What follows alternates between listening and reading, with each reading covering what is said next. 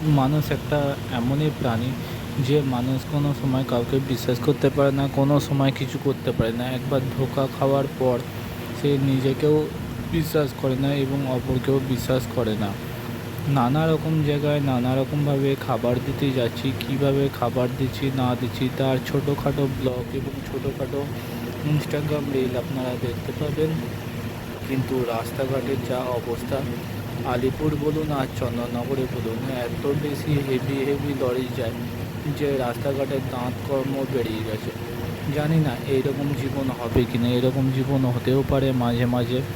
ওর প্রাণীরা এত সুন্দর এবং এত ভালো, তারা মানুষের সেবা করে কিন্তু মানুষ তাকে অবহেলা করে এবং অবহেলার চোখে দেখে। এইভাবেই চলছে। কত ভালো এবং কত খারাপ জানি না। পুজো এসে গেছে, গণেশ পুজো হচ্ছে নানা রকমভাবে, নানা জায়গায় সাজিয়েছে, নানা রকম সাজসজ্জা সবই হচ্ছে, সবাই গণেশ পুজো করছে। কী যে হচ্ছে জানি না, দুনিয়ায় কোনো সময় পুজো ভালো হচ্ছে, কোনো সময় হচ্ছে না।